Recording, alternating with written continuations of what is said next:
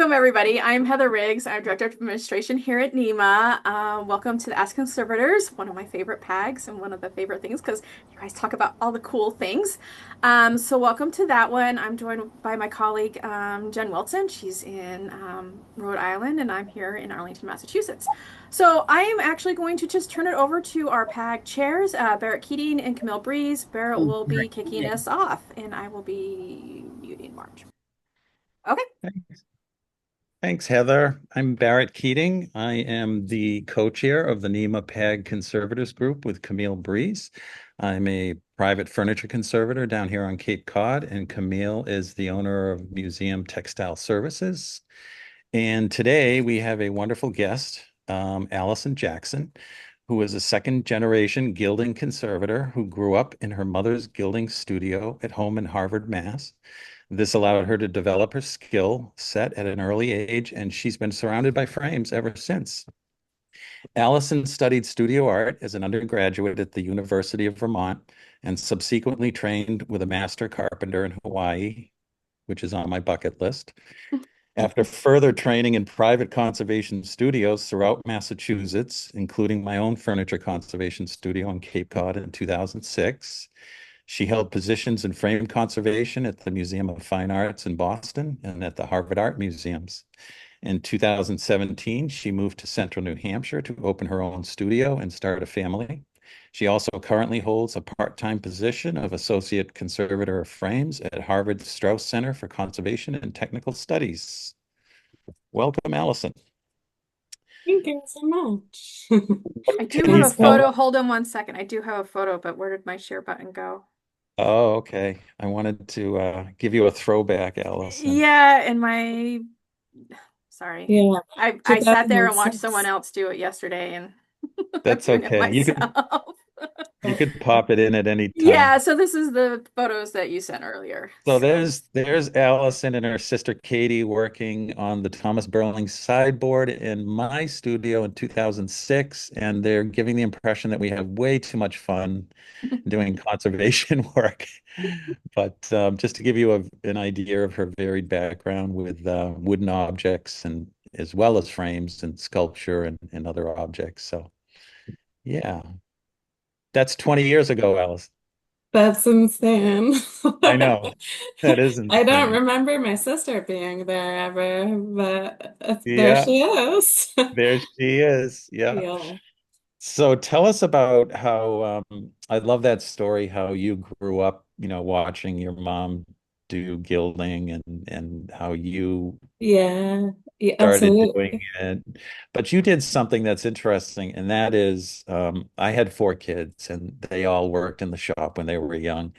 And I was always hoping that it would stick with one of them. So it didn't. They all went on, to do different careers in other fields. But with you, it stuck. The gilding.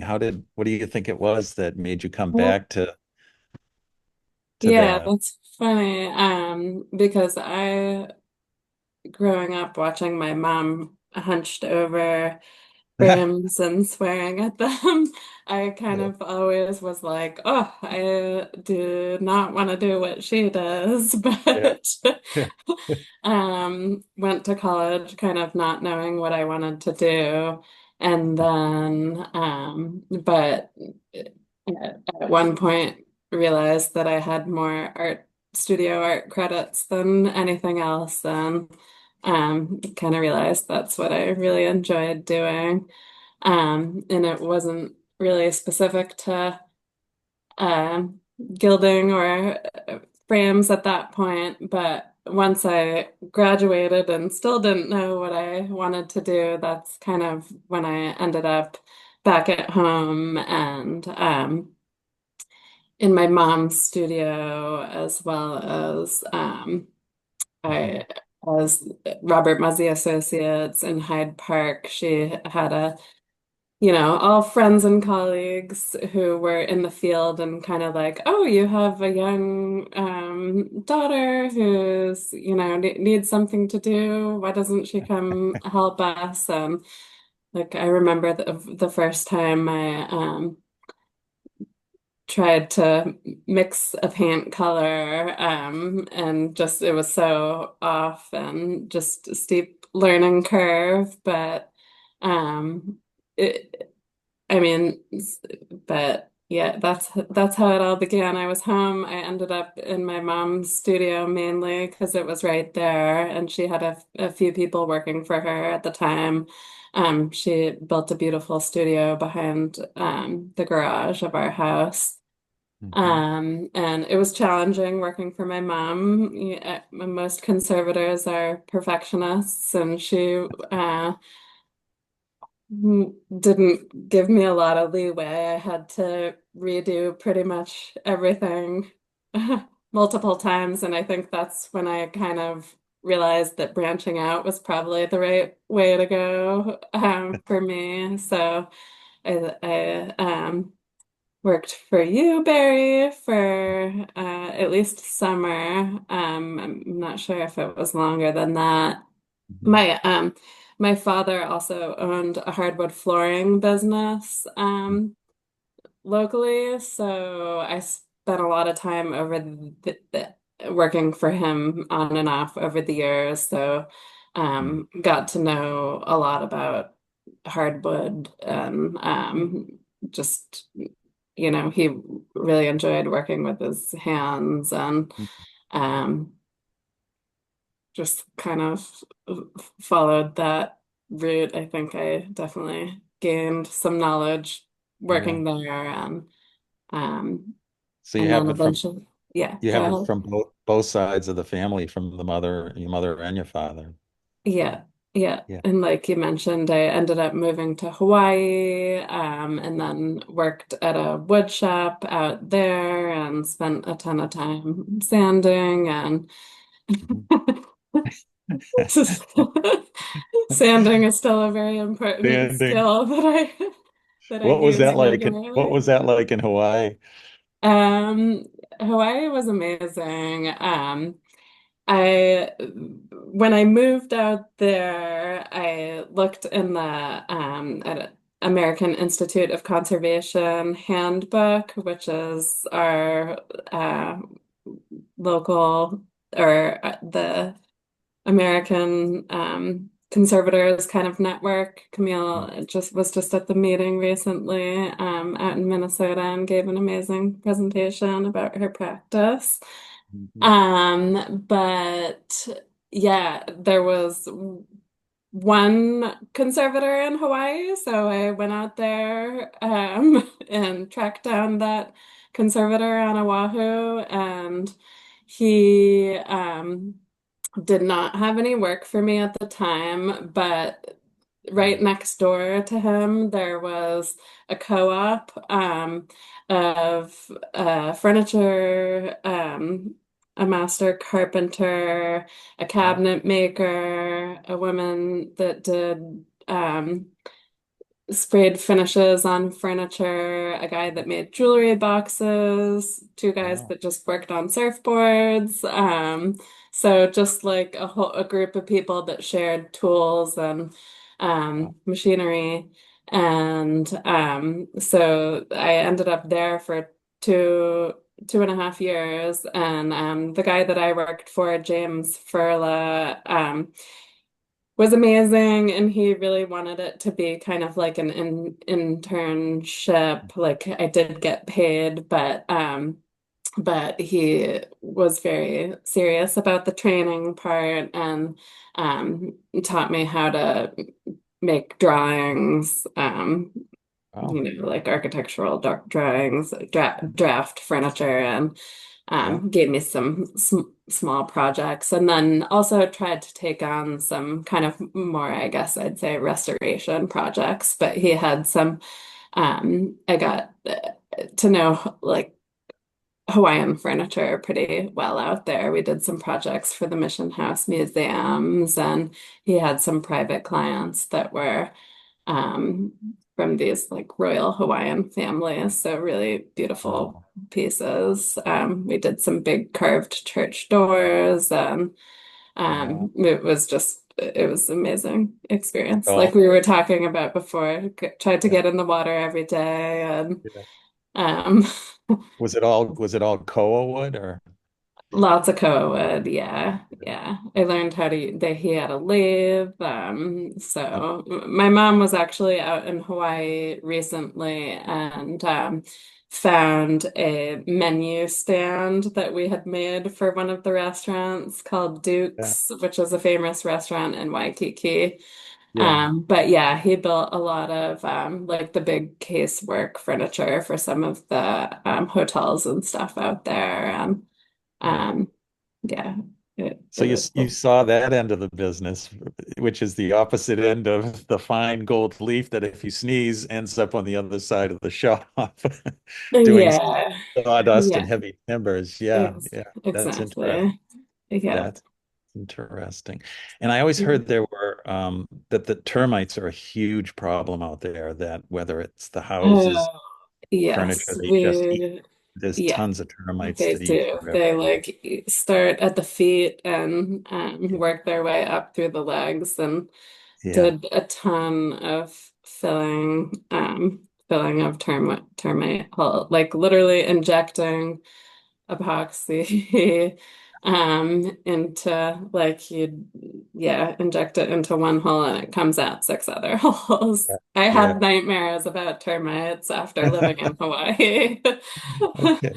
So you came back and you're working with gilded frames. So what can you tell us? This NEMA's members who are small museums and historical societies, and as the PAG co-chairs of the Conservators group, we try to Camille and I try to make a bridge to help these small institutions understand what they can do, or the possible communications that might be open to them if they have gilded objects or frames and things in their collection that they may not have conservation funds available right away for, or they may have the funds available for. But what could you tell them, or possibly stories that you have from dealing with small institutions and how to deal with their frames? Yeah. I mean, I guess the one thing that I would say to that you can do in terms of caring for gilded objects is just like dusting. Mhm. You don't really want to get into more than that, but I think just, using a soft brush to keep any heavy, big dust from sitting on top of it, Mhm. is probably the best thing to do in terms of maintenance. Mhm. And maybe just dusting onto a piece of paper or something. Is that what you're referring to? Yeah, yeah, that's the most basic maintenance. I was also thinking any advice you might have for let's say they have a frame that has cleaving gilding and cleaving gesso. Would you have different directions or suggestions for that? That's really fragile. Uh-huh. Yeah, I mean, I'd say reach Oh, out to a specialist. okay. Yeah. And I mean, gilded surfaces are, gilding is a sensitive surface. And there's water gilding and oil gilding, and water gilding is soluble in water. So anything water-based can potentially take away the gilding that's there. So, and a lot of times gilded surfaces have a glue tone on them that grime gets trapped in. So it makes it extra hard to clean them. I mean, even as a specialist, it's one of our biggest struggles is cleaning gilding because the it tends to come off all at once. So it's hard to evenly clean a gilded surface. Um, So what I'm So, hearing is less is more, really. It's such a delicate surface and there's so much that can go wrong, especially with water. It seems like you wouldn't want to put any fluids at all on right. even if it was oil gilding or especially if it was water gilding. It seems like water is going to remove whether it's the glue size or the water gilding. You want to dry brush it to clean it. Does that sound Yeah, right? yeah, Okay, definitely. good, good. Mhm. Well, you scared me. What else can you tell us? Any stories? Well, I I guess mean, you must run in a lot to of the people that try to spruce up frames and by spraying bronze paint or gold paint yeah. as they call it on top of frames. I know we see a lot of those come through here and I'm always confused. I said, "Why did you spray gold paint on it?" And they said, "Because it wasn't shiny anymore." And I said, "Well, gold never tarnishes." And here we go. Camille's got a Painted ooh, over. what is it? It's a painted over frame, arts and crafts, Yeah. arts and Hudson River painting in it, and some Completely. that's why I could afford it because the frame was destroyed. So, So Allie, if you could tell us, our audience, just how common that is, putting Yeah, and I how mean, destructive it is, that would be great. yeah, absolutely. I mean, a huge part of conservation treatments for gilded frames is removing bronze paint from gilded surfaces because at one time it probably looked pretty good when it was applied, and but they tarnish with age and they turn sometimes green, sometimes brown, anything that's not bright gold. So, and it always, you maybe start with a small little area, but then it always ends up extending over the original surfaces as well. Yeah. Um, so that's a huge part of gilding conservation is removing corroded bronze paint. And it's fairly easy to do from a water gilded surface.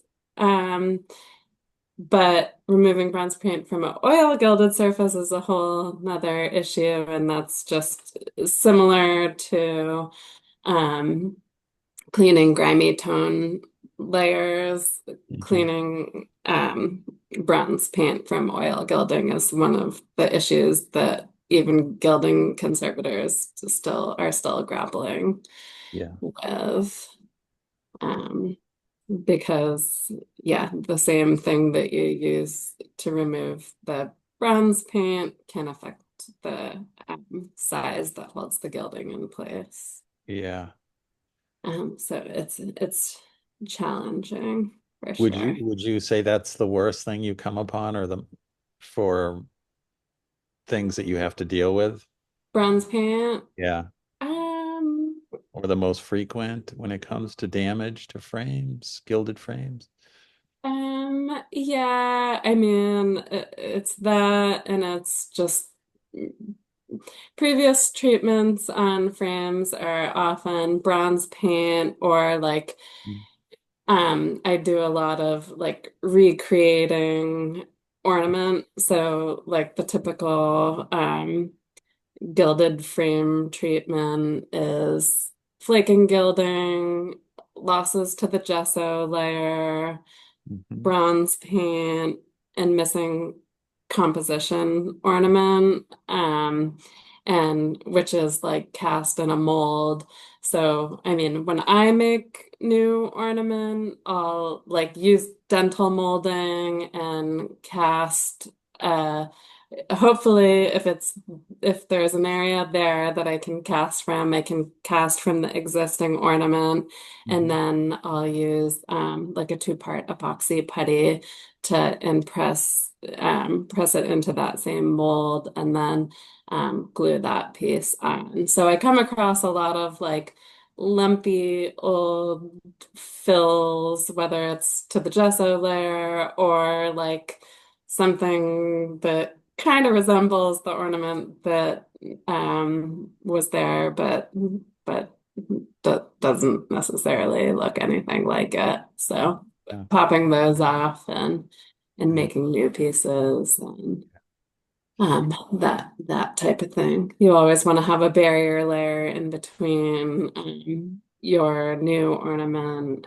and Allie, can you describe to our audience, for those who might not know, the typical strata that there is when you have a frame? You know, you start with a wooden frame, and then yeah, if you could just tell them the layers that make up the strata up to the, so that they understand yeah, how that yeah, cake, as we like to call it, the uh-huh, layers of the cake. Yeah. yeah. Yeah, so usually it's a wooden substrate and then a layer of gesso, which is rabbit skin glue and calcium carbonate Hmm. mixed together. And then that layer is applied to the wooden surface. And that is basically like that. And then a layer of bowl goes on top of that. This is like for a water gilded surface. Hmm. There's a layer of bowl, which is like a clay, a natural clay and rabbit skin glue, and then the gold leaf goes on top of that, Hmm. in water gilding. And then if you're talking about like an area of that has ornament, which would typically be oil gilded, you'd have your composition, um, which is it's always five materials, but it's kind of makes a dough that you can press into a mold to make the ornament, and that's gesso, rabbit skin glue, rosin. Um, I forget what the other things are. Chocolate chips and walnuts. Yes. Uh, but yeah, and then oil gilding versus water gilding, like oil gilding, so gold leaf is like it comes in books. It's the pieces are always a three and an eighth inch square. Mhm. There's 25 sheets in a book. And to apply oil gilding, the process is slightly simpler because you apply an oil size. There's different sizes that have different curing times. There's a fast one that's 3 hours, or a slower one that's 12 hours. So those are like the traditional oil sizes. Or there's I mean, you can gild on anything that's sticky pretty much. So those would be like your alternative methods that a conservator might use. Um, but the gold leaf sticks to anywhere where you've applied the size, and you apply it once it gets to the right amount of tackiness, which is not a lot. You don't want the size to be too sticky, otherwise the gold won't be as shiny as it could. It kind of gets like bogged down in the size if it's too thick. Mhm. Um, and then with water gilding, that's the type of gilding that you apply over the layer of bowl. Mhm. So the bowl is a colored layer on top of the gesso layer, Mhm. which is typically gray in American artwork, or a combination of yellow and red and French and Italian artwork. Or, I mean, there's blue bowl, they're all usually a natural, um, made out of natural clays or siennas or pigments, Mhm. earth pigments. And in that process, you use a gilding liqueur, it's called, which is basically water with a tiny bit of rabbit skin glue in it. But because the bowl has all of the glue in it, you're basically reactivating that bowl, and the leaf that you apply with a squirrel hair brush sticks to just the area, like when you lay it down, it's basically on there, and it's not, you can't manipulate it at all. And then it's just where it is. You have to then wait for it to dry. And then once it's dried enough, you have the ability to burnish it later, because the platelets in the bowl kind of compact, and you use an agate stone to burnish it. And so that's how you can get the variation between like um, shiny and matte gilded surfaces, and most frames have a combination of both of those elements. That's great. So just to let people know, you make it sound easy. To let people know how difficult it is, I'm trying to think how thick a sheet of gold is that you're working with. Isn't it like 280,000th of an inch thick? And Or yeah, something. so it sounds like you're just laying down a piece of paper, but Yeah. it's like you have, Yeah, no, if you rub a piece of leaf in between your hands, it disintegrates into nothing. it's So, gone. Yeah, yeah. And like you said, sneezing and yeah. all that. You don't, I mean, you Which want is to, why I always wondered how I said, oh my God, at the end of the day, a gilder like you and your mom must be so tense in your shoulders and your neck, because of yeah. that. Are you that way, or do you get into the hang of Um, being able to lay leaf all day long and not tense up? I mean, it's honestly rare that I'm like gilding all day long. Yeah. Because I don't, occasionally I'll gild a new frame. But it's been a while since I've done like a big gilding project. In conservation treatments, honestly, if I can get away with using gold paint rather than gold leaf, Mhm.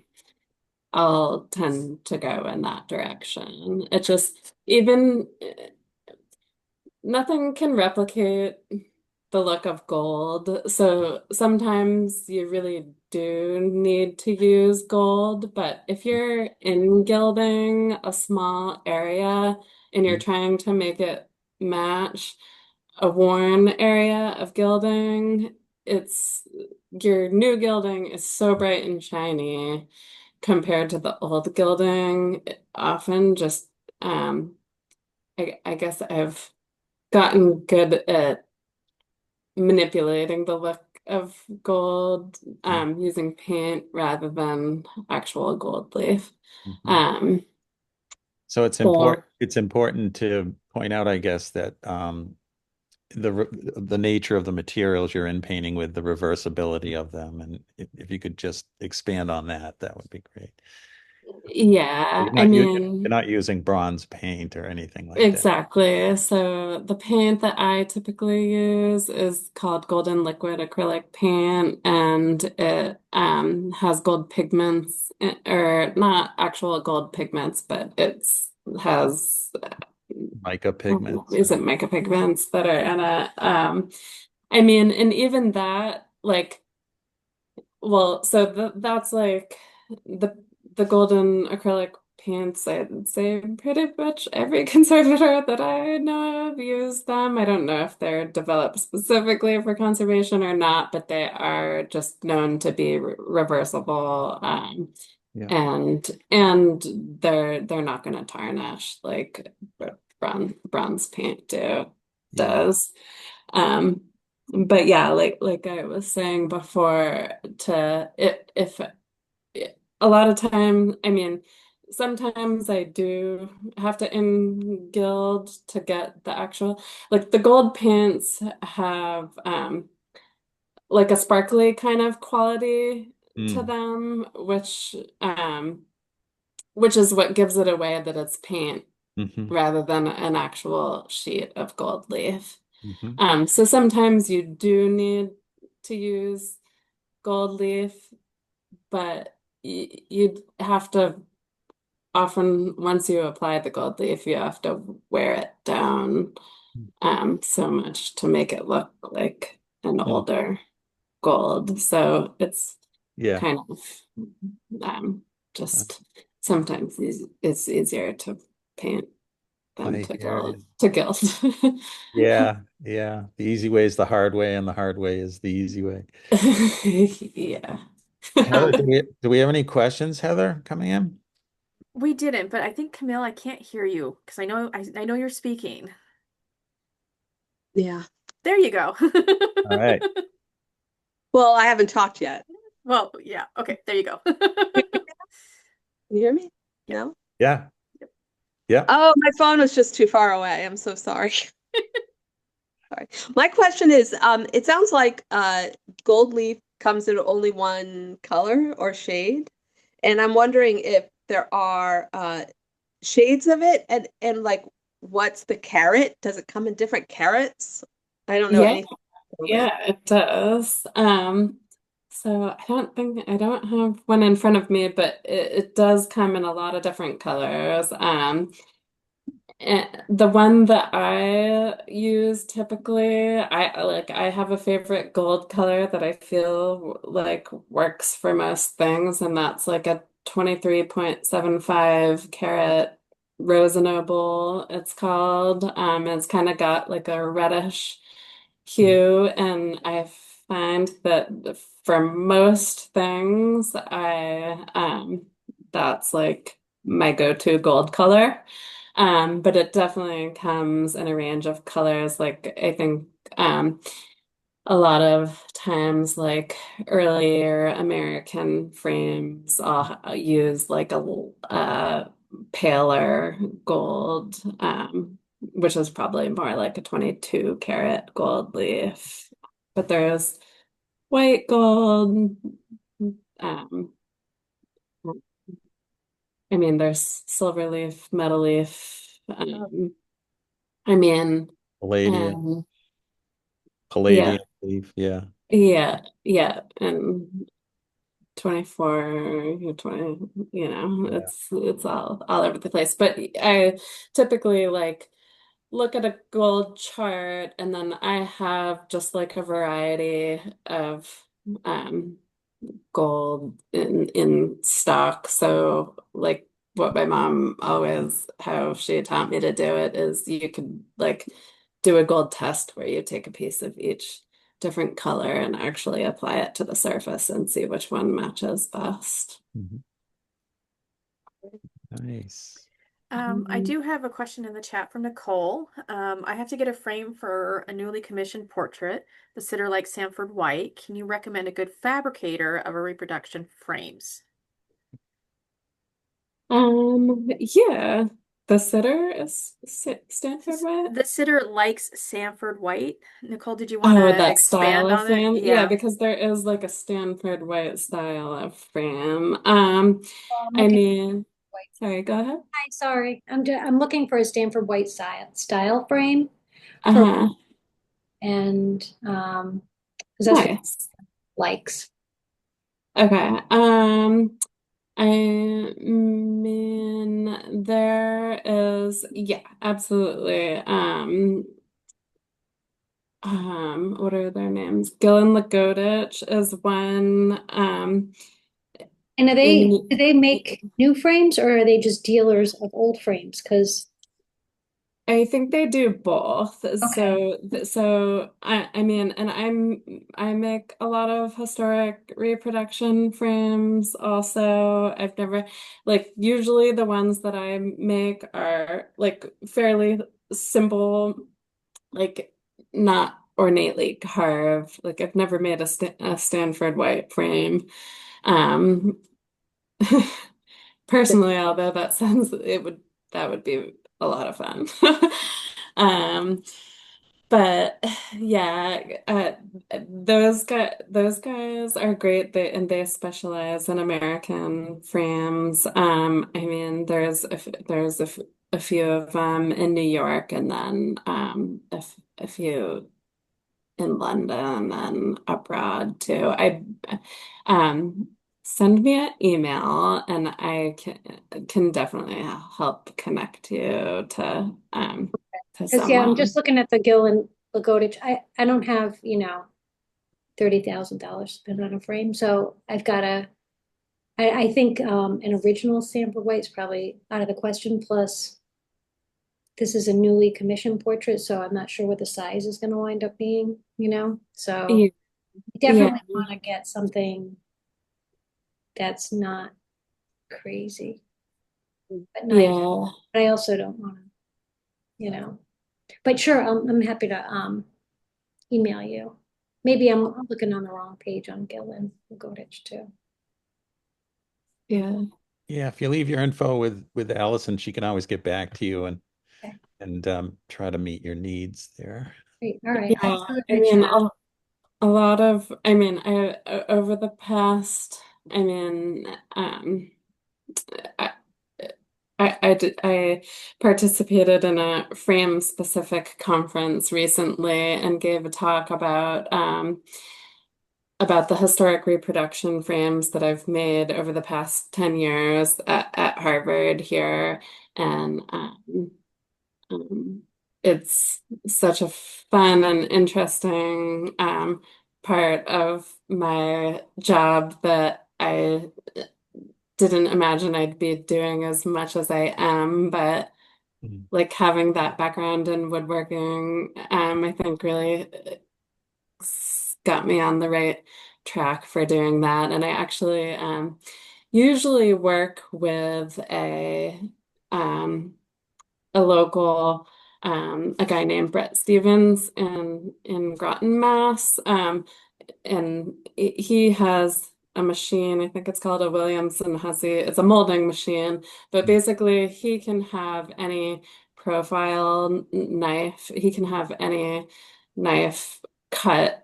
So I can just draw any profile I want and send it to him, and he'll have it cut, and then he can run that molding. And I usually just will have him put the Mhm. frame together as well. And then he even delivers it here right to the museum, and then I'll do the finishing on it. And, Mhm. um, I made one in 2022 that I for Albert Moore painting Study for Blossoms is the artwork. It's hanging in the galleries downstairs now. And I gave a presentation at AIC about that project as well. But that was fun because I ordered that one had not carving, but composition ornament on it as well, which I ordered from a company in Chicago, who makes all kinds of architectural um, composition, just elements. So I got like a bead and reel and a bunch of beads, and they came in little sections, and I applied them to the frame. But so that frame was gilded directly on the oak. So I try to keep them, like the reproductions that I do are all like fairly simple. But I can that Yeah, was well, like, let's talk because if you're only in Boston and I'm in Providence and we can, maybe you can come down and look at the space and I'll show you who the artist is and the project and yeah, do it. absolutely. Absolutely. I lived in Providence for a while, so I'm familiar with the Little train yeah. ride. We got a couple Awesome. comments in regarding the Hood Art Museum at Dartmouth College that has two names in there. I think the second one is somebody named Michael. So the asker of this question, double check those comments because I think you could get a second opinion by contacting the Hood. Oh, okay. Yeah, they just pass the screen. They're there. Okay. Yeah, I've done some work with Michael Hartman at the hood too. Um, which is great, was a great connection because the hood is just 35 minutes north of where I am located in New London, New Hampshire. Nice. Great. Yeah. Yeah, that was a good NECA connection, New Yeah. England Conservation Association, which I'm also involved with. Yeah, I forgot to, sorry, Allison, to say that you're the head of the New England Conservation Association currently. Yep. Word. Oh, missed Yes. that. I missed that. That's nice. I did too. Yeah, we have a meeting today, actually. Yeah, yeah. Any more questions, Heather, in the queue? Not in the queue, but if anybody does have any questions, feel free to unmute yourself or type them in the chat. I have a question, if nobody else comes in. I saw, Allison, this really cool thing that I'd love to hear more from you on, and that was you were involved in a project at Burning Man. Yeah. What could you tell us about that? Um, yes, I that was very fun. What a creative, interesting group of burners that I got to hang out with for a period of time. I never actually made it to Burning Man. Yeah, I did attend one smaller regional burn in Vermont, which my cousin is about to go to. yeah. But yeah, I Maybe had. maybe Heather can pull up a photo of the it was an Underwood typewriter, was it? Yeah, so this guy was he made a giant typewriter that you could actually climb up onto the keys of and walk around on. And so I gilded the letters, did the lettering of the gilding, which said Blunderwood Portable. Underwood, yeah. So I did it Google that, Heather. It twice. might have an image of it that we can pull up. Blunderwood Burning Man. Yeah, I thought that was the coolest project. I'm sorry, go ahead. Yeah. Yeah, I did it, but I think that might have gotten burned at Burning Man, but I did it twice actually. The first time was like on plywood and I Yeah. used metal leaf, and then actually the same guy did a second version for a collector down in Mexico. They made another one for a giant outdoor sculpture park down there. Well, that one didn't get burned. That one didn't, I don't think that one got burned. That one it was actually like a definitely upscale version of it. Yeah, like the picture in the desert of that piece. I mean, it was huge. It was just this huge typewriter with tiny human beings standing next to it. And, it just looks so cool. And everybody's choking on dust, of course, because it's always dusty out there or raining or something. But yeah, that'll get you out of the museum door, right? Yeah, Yeah, yeah, we all need jobs like that, those crazy different yeah.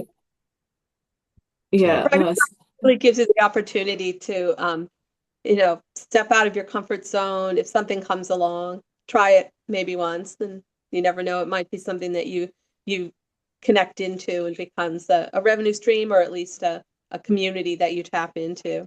Yeah. Really. mhm. Yeah, absolutely. Yeah, I've thought about doing more, or not recently, but more like architectural gilding type stuff, or Mhm.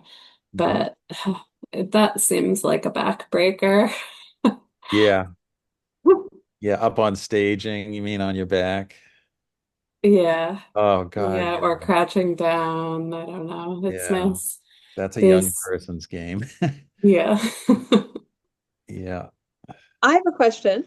What other objects within a historic house or a museum collection, other than frames, do we find gilding that we might not know is applied gilding that we need to treat as gently as we need to treat a gilt frame? Um, yeah, that's a good Not, question. not a lot. I mean, I'm sure there's gilded elements on furniture, right, Barry? Do you come Yeah, across? yeah. Sometimes um, gilding on brass, which is called ormolu, is you see on French period furniture and also on French clocks. And sometimes it's really sad because when Allison was talking about that cleaning and just how thin gold leaf is, it doesn't take much at all to abrade it off of the substrate. So if you have a French pendulum clock and it's made of brass and then they gild it over it, well-meaning people will try to clean it, and just the friction from that cloth will expose the brass underneath. And now instead of having that inert gold that will never tarnish, because that's what makes gold so valuable is the fact that it's inert. Now you have exposed the brass underneath, which reacts with the oxygen, and that will tarnish. So you get the brass that starts turning greenish brown as it starts oxidizing, and then they bring out the abrasive to clean that, the ammoniated brass cleaner, and now you really start at this whole thing where the gold is gone. You see these little residues of gold, whether it's in the ormolu mounts on a French piece of furniture or on the French clocks. So that's where I see it with my thing. And also, I bet you see that, Allison, a lot on just people abrading frames, going into the cove of frames and just abrading down to the gesso and that type of thing. A lot of cleaning just ends up destroying these things. Yeah, absolutely. But yeah, the other thing is, I don't know, maybe stenciling, but that was usually done with bronze powders, like on Hitchcock chairs, Mhm. not with actual gilding. Yeah, so that's usually bronze powders, and then they're sealed with shellac, or some type of film finish. But Well, Mm. Christina had a comment, so I don't know if this ties into it or not, but if you're in New London, it's actually an invite for Allison. If you're in New London, I have an interesting, there we go. I Would you can like, speak up if you'd okay, like. yeah, go for it. Sorry, my chat moved down while I was No, no, speaking. that's fine. That's fine. Anyway, so this has nothing to do with frames, of course, but I am the chair of the Heritage Commission in the town I live in, which is Moulton Borough, New Hampshire, which most of you, if you know about historic houses, know about, sadly called the Castle in the Clouds, which is actually properly called the Lucknow House. But that's not what I'm asking about. There is a actually more architecturally interesting and important house in Moulton Borough, which is privately owned. And for many years, I put it on the State Register of Historic Places. But for many years, I have told them to just not touch the beautiful painted or stenciled over gilding, beautiful window lunettes in the house. And 2 years ago, new owners have it, and they are right now stripping wallpaper out of the living room and dining room. And I've again gone in yesterday and said, do not touch that until I have someone that knows what to do, deal with it. So this is sort of a emergency kind of thing. I was even going to look up Gianfranco, who I used to work with at the Harvard Art Museum centuries ago. And so I knew this is a random blabbering here, but I'm just wondering if you have any reason to come over to the Lakes region, if I can invite you to take a look at this situation where there has been some paint loss or some loss around it, but I have just warned them to stay away from the figurative things. And if I was smart enough to figure out how to send a couple of pictures to the chat, I would do so. But I'm not smart enough to use my iPhone that way. Sorry. Anyway, are you That's still okay. working at the Straus Center? Or are you Yeah, so I'm at the Stress Center part-time, okay? and the other part of the time I have a private practice in New Oh, London, New okay. Because Hampshire, which is, yeah. so I was at Harvard straight out of college working at the Bush Risinger when Penley was at the Princeton Drawings Department next door. So I Yeah, just saw her nice. recent I just saw her recently at the opening of the Munch show. And anyway, Oh, nice. Yeah, so so Penny I always ask is, her my thank you. conservation questions, but this is definitely more specialized. And that's why I thought of Gianfranco, but I think he's retired. I don't know. He's not retired. He's still around. I was just looking at a frame in his studio Okay. recently. Yeah, yeah. Anyway, Um, if you have any reason to come this way, I would just love to show anyone this incredible house that is totally underappreciated. And I'm bringing in all of the, all of my old friends in historic preservation in New Hampshire, Jim Garvin and everybody, just to kind of try to give the new owners cautionary advice, like, oh well, you really don't want to do that. But this is what those of us in the field do. We just try to provide information and hope for the best, because all seen so many disasters, especially in this day and age when people have no understanding of what went into original everything. Yeah. So I have that same thing, Christina, going on down here on the Cape with a 1693 first period house. The exact same situation you're describing. They've stripped off all the original wallpaper and they've heat gunned all the original paint off, and I was just speechless. I was like, how do I communicate in a helpful way, in a teaching way? Because the guy was so proud that his wife was so good right. with the heat gun melting paint, and I was like, you really don't want to do that, you really, Well, you really, this is a pretty phenomenal house that not many people know about, and it's only because I'm a Boston person that works up here now that, no one even knew who the architect was in the New Hampshire State Preservation Office. Of course, I did, because I grew up in Milton, and Mhm. I know Brookline and Newton and so forth. So anyway, it's a true arts and crafts house, and it Wow. is 1900, and it has all of the original Gruby tile and all the things that, if you go to places around Boston, has either been ripped out or sold or whatever. So it's pretty phenomenal. It even has old fashioned toilets, with the water closet Wow. feature. So Wow. it's pretty special. And I'm just trying to get them to slow down. Yeah. Good Uh, luck. Good luck. If you figure out how to do it, let me know. well, the wallpaper they've stripped off is actually stuff that was put on top of what's underneath. But I have just told them to just get away from the bay windows. And again, I would be delighted to send a couple of pictures just to show Yeah. what I did. Yes, the pictures I took yesterday morning, just Yeah. so people know what I'm talking about. I just don't know how. So I there no, you led, go. definitely I send led, that email, Christina. yeah. Okay, Just thank I'd you. love to have your contact and information and Well, I'm always delighted to see people in New Hampshire. So yeah, I'd love to expand my network up there. Sorry, Barry. Oh no, I was going to tell Christina I've led this couple because I gave up, with I put in as much energy as I could and wasn't going anywhere. So I led them to Historic New England's Preservation House program, Mm. hoping that they could, give them some good outlines on the do's and don'ts. Because sometimes I find that the owners of these houses, they just need to hear things a third and fourth time. A lot of times it's like in conservation. I know Camille and I and a lot of other conservators and Allison run into this, that the first or second time they hear what conservation is or treatment is, it because they haven't heard it before, it sounds foreign to them.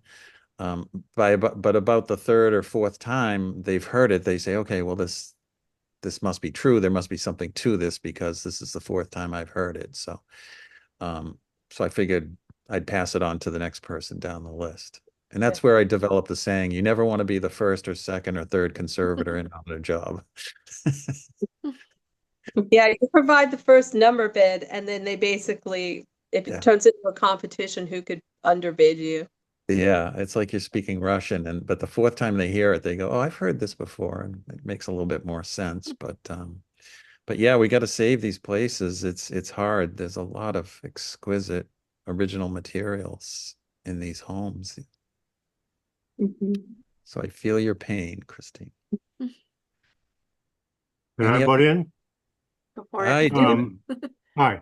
Nice. Pardon me, one thing I've done with compo frames where pieces are missing and coming off is, and it's not in my own collection by any means, but advising other people to, where you see a piece that's missing, take a pencil with a small point and put a little dot right in the middle of the missing piece.